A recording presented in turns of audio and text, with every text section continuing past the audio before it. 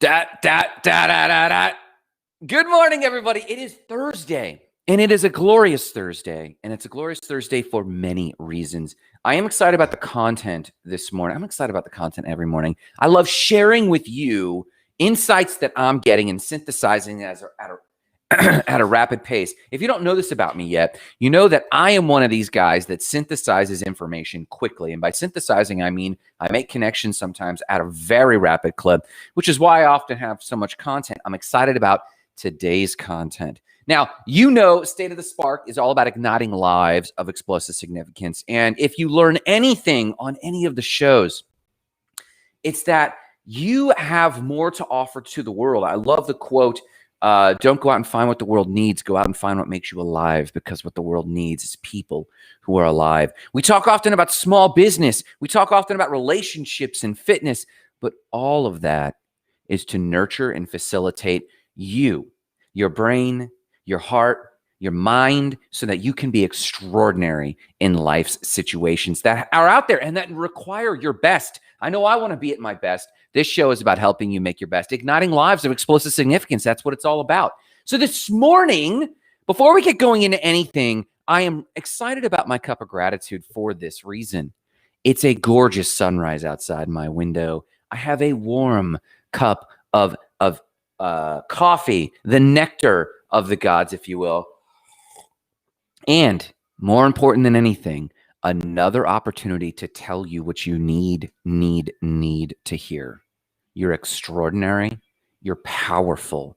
The world needs more of you. They need more of your unique genius. You need to quit doing things that aren't your unique genius. You need to do more things that are your unique genius, and you need to be collaborating with the world to make things extraordinary. For the rest of us, you need to hear that today. You're powerful. I need you. Marissa needs you. Adam needs you. The State of the Spark needs you. Spark citizens need you. They need what you have. We all have a role to play in this species. That is what I am grateful for this morning.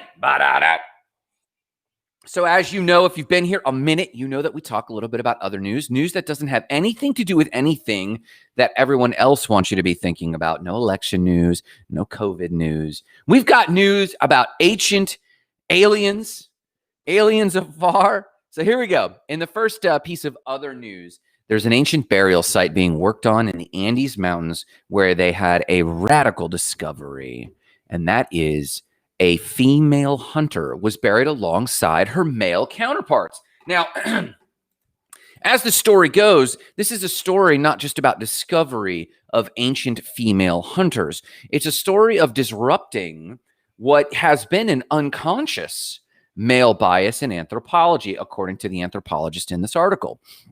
And it's simply this. They were uncovering this burial ground of 6 graves. And as they were digging them up, they found that these 6 hunters were being highly honored. And they were from a variety of ages, from what they estimated to be age 17 to age 19. They had, each grave had powerful tools, powerful bows and arrows and all kinds of material. And they came to the last one. And the last grave was much smaller. And the first thought was, wow, this young man must have contributed to the tribe in a big way. And the answer is yes, that he did. And then someone came along and said, wait, the bone structure looks kind of funny. And lo and behold, they did a protein analysis on one of the teeth in the burial site, and they found, yes, indeed, this was a female hunter. Now, this is upsetting the current mental landscape of how to assess how hunters and gatherers operated, especially up in the Andes and in other areas. But the truth is that this is not the first occasion, but it's still kind of rare to find a burial ground where someone is so honored to be put alongside the male counterparts. But it's starting to happen often enough that they're purporting that maybe what we consider gender roles isn't entirely what we thought in the first place. So I love Indiana Jones. So if you know me, I love futurism, right? That's what we talk. We talk a lot about futurism. Here's the article. We talk a lot about futurism, but I also love anthropology. Of course, Indiana Jones influenced me. I'm a 90s kid. You're killing me, Smalls. Like, I love anthropology. So, of course, we're going to be looking for aliens, both in the future and the past. And in this case, what they thought was a tiny human was really a female being honored for her fierce hunting skills. You could be a hunter too. Marissa doesn't want to be a hunter. She just wants to be a gatherer barefoot in the trees. Biodiversity, baby. So here we go. In other news, astronomers find fast burst radio signals in our own galaxy. So here's what's going on with this. My good friend Daniel Rivera, here, let me post this here. Boom. My good friend Daniel, I'm going to tag him real quick. Where's he at? He's always tagging me in, there we go. My friend Daniel Rivera is Mr. Aliens, and I love this guy. While people are posting like, what are the stats in Colorado? How many electoral votes here or there? Meanwhile, Daniel Rivera is like, they found aliens in the Milky Way, right?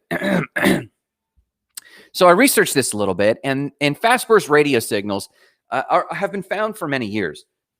And at first, they thought that these fast burst radio signals were signs of aliens, and that's not ruled out. But what we know for certain is that magnetars actually pump out fast burst radio signals as well. And this was one of the first times in a long time that fast burst radio signals were found within our galaxy. They did triangulate it to what they believe is the magnetar, which actually sounds like a villain in the Marvel comic universe. From a magnetar in our solar system. Now, real quick, just for your edification, Education Thursday. So what a magnetar is this? A magnetar is a neutron star with an extremely firm and strong magnetic field. And oftentimes it's so strong that the very electrons can react with the magnetic field and actually send out these pulse waves. Now, that doesn't preclude aliens, because aliens, in some circles could have programmed these things to communicate to the universe, because it's an efficient way to communicate to the universe. So here's hoping in other news that we actually have aliens in our galaxy. Or you know what? I would take aliens anywhere in the universe, honestly. Just accelerate our technology, please. Sidebar, we were talking to a friend of ours about a rival with the giant squid aliens and their squid language. And that was actually derived from studies of what are arthropods, whatever cephalopods, whatever squids are. There's an actual species of squids that could be using ink for language. It's its own pen. So that's an insane thing. And the language in that film supposedly was mimicked or derived from that theory. So anyways, there you have how squids are actually writing now. So we're going to actually watch. I'm telling you this. Fun fact Thursday. You heard it here first. This is my futurist prediction. Write it down. Put it on my blog. When I'm long gone, give me credit. We will actually watch, at minimum, other primates evolve along the track that humans evolved. We will also, I believe, observe, if we stick around long enough and don't kill ourselves or our planet, we will also observe many dolphins and whales evolve as well in communication. But I think we will also discover that what we know as squid, or a variety of those squid species, are actually intelligent. I think we'll actually observe that as long as we're still on this planet. So that's a total sidebar. And other news number three. This show will be moving to the State of the Spark page. Please go to facebook.com/State of the Spark, because the show will be moving there. And moving there, we're going to be doing our lives there, doing our comments there. Marissa says squids equals aliens. You're right, baby doll. So that's other news. The show is moving. Make sure that you pay attention when that announcement comes. Tag yourself in it, follow the page, so that we can make sure that we continue this awesome dialogue and you get a shot in the arm of what you should be hearing from State of the Spark. So here we go. For today's note or lesson, if you will, I encountered a situation within the last week where I am very cognizant that I am trying to level up as a leader. So we've been building State of the Spark for some time. We started with Spark Coaching and Training. State of the Spark used to just be a coaching brand, and we started this back in the day in a basement of a co-working space, and I was doing coaching. I was getting coaching clients, and we realized that, some of these coaching clients are distracted by the amount of services they need, and it's way too expensive, and they're totally stuck. So what can we do? So we launched Spark Sites. We've since launched Spark Bookkeeping. We have Spark Training, which is the training component, and we have Spark Explore, which Marissa is working on. So these are all different entities that in some way, shape, or form, I either assist or I guide or I support, or I'm heavily involved still with Spark Sites a little bit, and Spark Training obviously is my wheelhouse. So I thought that, hey, Grant's Mr. Charisma. He's led teams before. He must be able to do this very well. And some things have occurred, nothing dramatic, but tangible, that have taught me I have some learnings still to do. So in my learning cycle, I've really been pondering how I can be a better leader. I've been pondering how I can transform myself into a manager that not only is an effective manager, but also contextualized in the pace. You know, I'm talking a lot about the accelerated marketplace. And so I want to make sure that I'm a leader that is not only sowing vision for who we are and not only aiding the personal development of our staff and our team, but also helping us achieve outcomes at the same time. You know, before the internet, when we had corporate management strategies, you could just come in heavy-handed and say, I need this and let's produce it. And things happen quite slowly. And personal development often happens much slower. Right now, I'm telling you this. Lean in to hear this. Personal development within the human is happening slower than the market is changing. That's important. So we know that we know in technology, Grant, I know about technology. I know about AI. You don't need to bang that drum. Hear me on this. The market is changing faster than people can personally develop. And I'm including education. It's obvious if I told you sometimes some of the degrees people go into college for and as a freshman, by the time they're a senior in college, that job won't exist. That's obvious in some areas, right? What's not so obvious is that in a personal development world, me becoming a better communicator, my team having more self-awareness and more communication skills, developing new words on how to communicate something so that it's not agitating people around me, but it is communicating an outcome I want and gets everyone to respond in a positive, abundant way. All of those personal development changes are currently, on average, happening slower in individuals and teams than the market is changing. And that's got to change. That's got to improve. You and your team deserve better. Me and my team deserve better from me. Your team deserves better from you as a leader.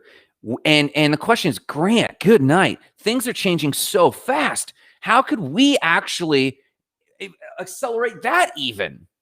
Well, I've got a little bit of, I've had the same question, and this question's been pricking my brain for a little while now. And then we had a really good conversation with some of our team yesterday that went, I feel very well, because it brushed up against things that would have been triggers 3 to 6 months ago for all of us. And we brushed right up against that and then came back into a productive state. And that's good. That's what one of these books is, Crucial Conversations, talks about. We've got to have difficult conversations. But when we frame it that way, we frame it as a fight.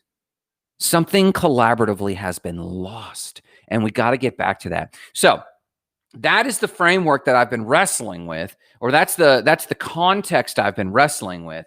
And I was reading a book this morning, and I'm unafraid to share it with you. It's called Who, Not What. Or Who, Not How. The book is called Who, Not How.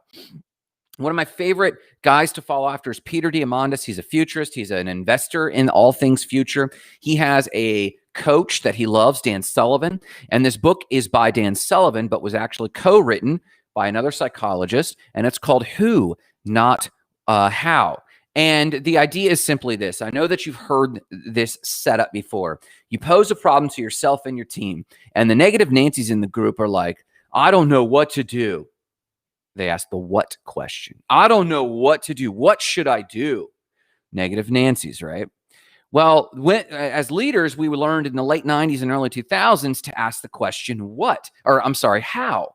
So if you can get the team to ask the question how, even negative Nancy's will go, well, how can we do this? Not can we do this? How can we do this? Not what should we do? There's a defeatist nature that comes along, not necessarily with the word what, but with the attitude with which people normally bring to the question, what should we do? Can we even do that? Instead, the first iteration of this was when we would ask the question, how can we do it? And that question has a small dose of optimism that it can be done. And if you can start with an assumption that it can be done, it elevates everyone's spirits, it elevates the serotonin in the brain, and then suddenly people are into problem-solving mode from a creative space, not from a bound-up space. So that suited us for a long, long time. But now, it's after Internet 3.0. Internet 2.0 was when social media hit. Internet 3.0 is when we create all the content on the internet. The content on the internet's not created for us. There's rapid communication. Everything is speeding up. So what went on in the digital space to speed things up, and what's going on in your head space to speed things up? In the digital space, the hardware and the software all accomplished one major thing. It sped up the zeros and ones, my friend. It sped up the information transmitting from one node to the next. I think it's high time you as a leader and me as a leader accept one very important point, and that is we are simply nodes in the human organism. We're more like a coral reef than anything, and unfortunately, a lot of us are bleaching, man. We are a coral reef. We're an organism that's more of a colony. We are not as individualistic as we thought.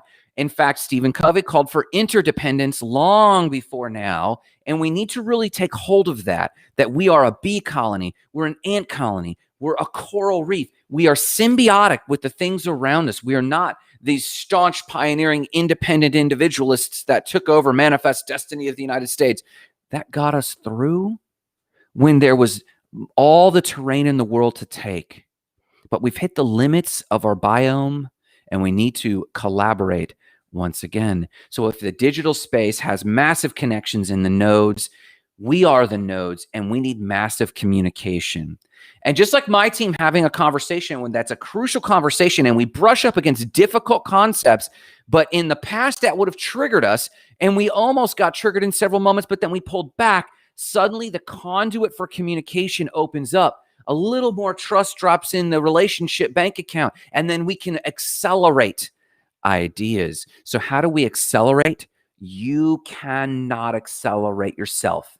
Just like the human species has hit the limit of the human biome on this planet, which is why we're exploring Mars, which is why we're talking about reducing birth rates. We are hitting the limit of our resources. You are nearly hitting the limit of your resources. Yes, you need to eat better. You need to eat good things to facilitate your brain. Eat less sugar, get more exercise, breathe more, get more oxygen. That can accelerate it. You need to learn how to sleep, how to meditate, how to take your time, all of that. But you're going for incremental gains. Now, incremental gains are exponential. But if you want a shot in the arm to rapidly accelerate your performance, not that you're going around like a busy bee freaking out, not at all. It's actually calmer than that. It's you engaging with something, someone, a who, and their Rolodex of thoughts and ideas scrolls, and they give you that one idea because they're the expert. You didn't have to look at YouTube. You didn't have to actually fact check. You didn't have to spend weeks and weeks building spreadsheets or researching it. You went to the right who. You asked them, you trusted it, and then they got the same treatment from you.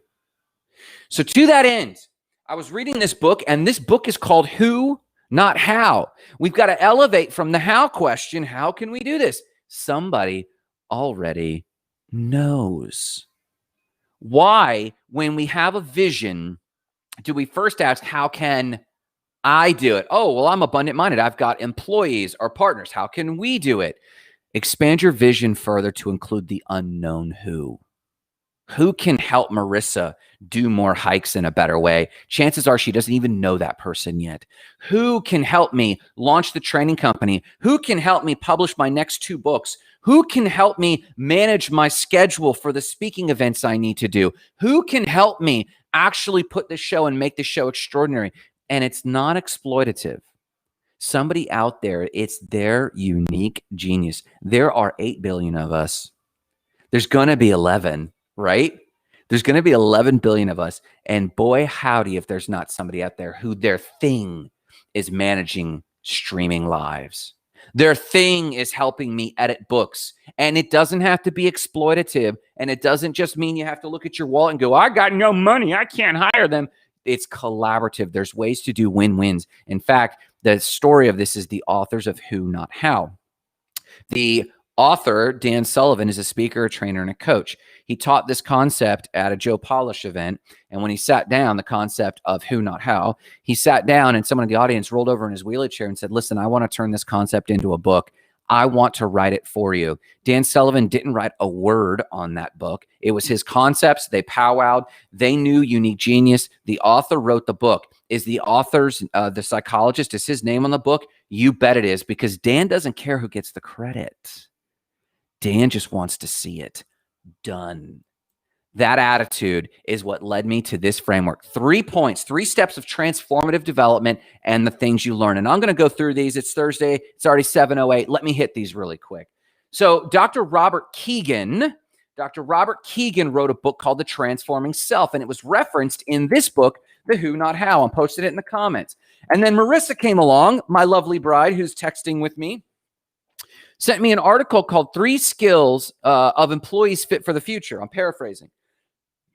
And these 3 skills, actually, as I was pondering my problem and my challenge that I described before, and as I was reviewing the material from Who, Not How, as I was looking at that, and then I got Marissa's article about the 3 skills, I realized these synthesize, these dovetail together, and I'm transmitting this to you. In fact, I recommend you read the book, Who, Not How, but you know enough from it right now already to go act on it. And I've been your who for reading books. You can just send $9.99 to grantnative.com and I'll read books for you and synthesize them and give you actions to take from them. We should just come up with a book reading. Let's outsource our book reading. I'll do it for you. I'll do it. That actually was one of my first jobs. We'll talk about this some other time. So there's 3 steps. And I'll tell them to you really quickly. Number 1, the socializing self. I'll tell you what the traits are of that. And even though the traits are kind of abysmal, what you learn during that season of development. The second step is the authoring self. It's a much better improvement over the socializing self. I'll give you what those features are and the upshot of what you develop in the authoring self. And the third stage is actually the transformative self. And what goes on, the traits of that, it's obviously the apex, but what skill you're developing. So these 3, socializing self, authoring self, and transformative self, are the stages that I'm about to share with you that I got from Dr. Robert Keegan's book, The Transforming Self, which was referenced in Who, Not How. And then the development that goes on in you was from the article Marissa gave me about the 3 skills of employees fit for the future. I want you to see how these things tie together and how they support one another. So number 1, describe this in the comments or tell me in the comments if you've seen people in your circle like this. The socializing self is when people are just trying to be accepted. And you see this in your teams, possibly, if you have a small team and a new person comes in or a young person comes in. They don't necessarily have their own goals for the job, in life necessarily. They're not necessarily making their own decisions. Maybe they're still making the decisions that their parents told them to make. Maybe they're just following instructions from what their boss is telling them to do. They're conforming, but they're often frustrated by the fact that they're conforming, which is a good trait because it leads us to not conforming so much in the future. They're often exhibiting traits of fear, anxiety, dependence, and it's what we would call an unhealthy dependence. And it might even come out of, let me do it, right? They're expressing, I said I wanted to do it. I told you I could do it. Yeah, but you hear it in their vocal inflection. They want to be independent, but they're not ready to. So even though someone could express the desires to not be in this socializing self level, a lot of people just are, and they don't know how to fight their way out of a paper bag. And so this is kind of when you say, oh, they're just young. They're in their young 20s or they're in their teens and they're just figuring themselves out. That's often what the socializing self is. Now, here's the upshot. The positive shot in the arm from this stage is that someone is developing the coveted, a lot of people are talking about this term, but they're not describing the context in which we're learning it. You're learning emotional quotient, EQ. And so, yes, all through school and college, you're learning IQ. Here's data, here's facts, here's what the world looks like, and you should be working on socializing skills.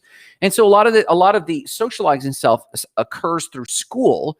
And when they enter the early entrepreneur market or the early employee market, they still have the vestiges of the socializing self, and they're in this new environment, and they're full of fear, anxiety, dependence. They want to be independent. They want to contribute. They want the rewards of independence, but they still don't know the language. They still don't know the actions. They really don't know the subtle cues. So what they have to do in order to develop that is develop EQ, emotional quotient. You're learning how to fit in, but not give in, if that makes sense. You're learning how to not go along to get along, but fit in, but not give in, if that makes sense. And it can be a long cycle if someone's hard-headed. How many people do you know? And I'll take it in the comments, whether you watch us now or later. I'll take it in the comments. How many people do you know that are just hard-headed? They're determined. Let's talk about this, though. Because if you graduate from the socializing self and you develop a bit of EQ, that is how you graduate. You graduate from the socializing self by developing the skill of emotional quotient. That's what happens. You develop the skill of the emotional quotient, and suddenly you can navigate this world where you're governing your emotions, you're not having outbursts, you're okay with yourself a little bit. And now you start forming your opinions, and you don't feel so threatened forming your own opinions. That's when you graduate to the authoring self. Stage 2, the authoring self. So the authoring self is when you're changing from an unhealthy dependent to a bit more healthy independent. And if you're familiar with this language, this is also paralleling Stephen Covey's 7 Habits of Highly Effective People. Dependent, independent, and guess where we're going? Interdependent. You're right. So Dr. Keegan is talking about this from a psychological standpoint in his book. The authoring self, he calls it the authoring self because, yes, you're moving from dependence to a bit more healthy independence. You're starting to develop, if not have already developed, a sense of the world. You have worldviews, you have your own goals, you have your own agendas. But here's the catch. Here's the hang up of people in the authoring self stage. They have a worldview, a perception filter, a paradigm that they cannot see through or over or around. It's just how they see the world. It's their lens. Why? In their mind, during the socializing self stage, to get out of that, to start to develop an emotional quotient, they had to shape a sense of identity. They've shaped that sense of identity. It took them a long, hard time to shape who they were. And then they've graduated to the authoring self stage. So now they have a worldview that they think works. And it's got a little dose of actually who they are, but it's got another dose of protecting their ego. So in the authoring self stage, Dr. Keegan says that everything they do is to confirm their biases. Everything they do is to achieve their own self-set, narrow goal set. I'm achieving this because this is the right thing to do. And it's this narrow. And my perception filter says this is the right thing. This is the season of confirmation bias. I will tell you this. Most people go into adulthood, into senior citizen living, and never break out of this. They stay in the authoring phase forever. A lot of people are stuck of every age in the authoring phase where once they got a dinget or a nugget or a Scooby snack of identity, they held on to that thing. And now everything they do is confirmation bias. And of course, it's politics season. So how many of us could so easily point out how this is happening all around us from a political sense? You know, when someone's kids are approaching like 17, 18, and they're about to go off to college and you ask them, what's your goal? You can see them wrestle with the fact that they know that they're becoming aware that their authored self has been all about this worldview, this paradigm of these kids. And it's about to be an empty nest. And they know they need to come up with their next vision, not to exclude the kids, obviously, but to expand themselves. But they retreat into that role. That's happening politically. It's happening personally. You see this with people with the way they eat, the way they exercise. The authoring self is when one has developed a worldview, and nearly everything is confirmation bias. Now, the upshot. The positive from this stage is that they are developing interpersonal communication. So with Marissa's article, The 3 Skills of Futuristic Employees, that have relevance, right? Futuristic employees don't necessarily have coding skills. We won't need it. They won't necessarily be surgeons. We won't need it. It's soft skills. So if in the socializing self, the skill of the future employee is developing EQ, in the authoring self, what they're developing is interpersonal communication. If you've got an opinion about Trump or Biden, hopefully you're developing the skill of communicating that without destroying someone, destroying their world, destroying yourself. So how do you graduate from the social self? You graduate by developing EQ. How do you graduate from the authoring self? You develop interpersonal communication. And if you can develop interpersonal communication, you then mature and graduate into the third stage, the transformative self. And this is what Dr. Keegan says is the apex, the brass ring of personal development and within your team. And that's this: elevating from the authoring self stage, that individualism and that competitive nature. Because even in the authoring phase, when someone is using the language that they're collaborative, oftentimes they're competing with others. They're comparing and competing with others in order to shape who they are further. They're trying to push out into the world. This is who I am. And so they might even have collaborative language, but the body language, the inflection in the voice, we know they're still trying to hold on to this identity. The transformative self elevates from that individualism and moves into relational collaboration. Now, you got to catch this.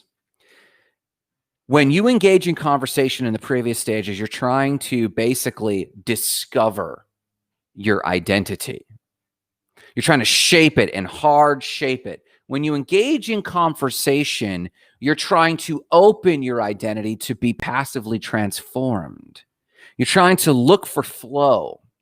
Dr. Keegan says you come together in order to aid one another to expand their views and personalities. Literally, two people who have a transformative self come together and they relate to one another in order to expand their views and personalities rapidly. This is where you get accelerated employees. They're not there to purport anything. They're there to listen and shape themselves and then hopefully learn and exchange ideas. In order to engage in this sort of transformative relationship, however, as I said, both parties have to be operating from their transformative self. If one person has a transformative self and another person has an authoring self, they don't suddenly fall into a leadership hierarchy because the authoring self has rebellion by nature. Marissa says, for the future. Boom. What did I say, babe? Did I say for the past? Oh, we're growing transformers, formers for the future. Yes, baby doll. I like that. All parties in a transformative relationship give more than they take. They give to the relationship. They give to the cause more than they take. And labor is viewed not as a cost line item, but as an investment. So there's two sides to this. If you are starting to think that your employees are a cost line item and not an investment, I present for your consideration, you might not be operating from your transformative self. All the employees out here who have been struggling with these hard-headed employers, they celebrate and all the town was in jubilee. Hold on.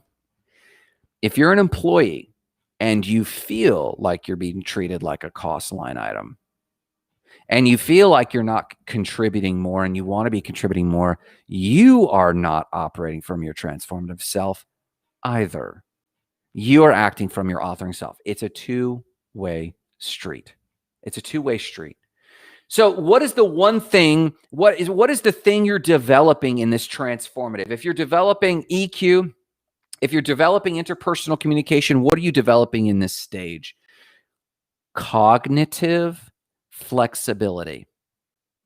You do not win at the transformative level until you have developed cognitive flexibility. It's one thing to shape your identity when you're young. It's another thing to realize I don't need an identity. I need to be a conduit. I need to be a conduit of information. I need to be a conduit of goodness. I need to be a conduit of character. We have forgotten how to transmit character. It's not part of our language. We need to be conduits of this and more. Cognitive flexibility. is the nimbleness required to facilitate what I've said when we were talking in the series about accelerating leadership in an accelerated marketplace where we float and swim and play in the water that other people are drowning in.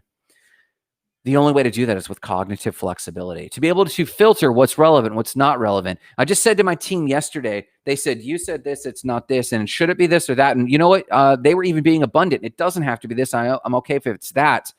And I said, and can we also be okay if it's just gray? Success is in the gray. Success is in the fluff. Success is in the cognitive flexibility to receive a lot of different inputs, filter it, assume everyone is doing their best, and everyone is doing their best. Now, that's an ideal.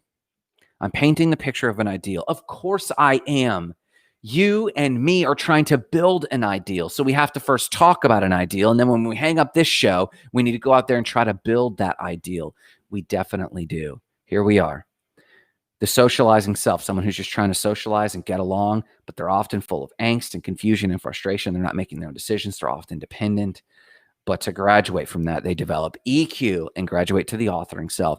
The authoring self has worldviews, has some goals, has some agendas, but they are also limited by their world perception, their paradigm. They're definitely independent, fantastically independent, but everything is confirmation bias. They learn in that interpersonal communication and graduate to becoming transformative, a transformative self, where they're engaging in conversation to expand themselves. They connect with partners to expand their views, and they're developing cognitive flexibility. And Marissa says, ooh, that's good, to be a conduit of goodness. That is what we are trying to do. And guess what? When you're that, things just get built. Marissa's unique genius with websites is unparalleled. And when I told her I needed a new landing page for grantnader.com, she has built something extraordinary. I couldn't even sketch it. That's collaboration. That's collaboration. When someone says, Grant, I need you to codify what's going on with State of the Spark and put it into a book, I've got my manuscript brewing over here for the Top 100 Dream Igniter. And right on the heels of that, we have Demystifying Motivational Masters. And right on the heels of that, we've got the Unsales System. And right on the heels of that, we've got MSPBA, Frameworks for Success. Marissa says it's in your head. You say it's in your head, but I can't point to it.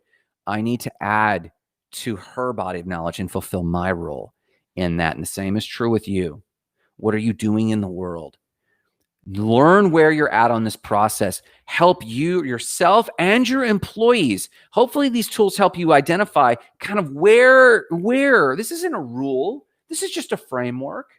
Hopefully this framework helps you identify where your employees actually are at and how you might be able to step in and aid their development of EQ, interpersonal communication, and cognitive flexibility.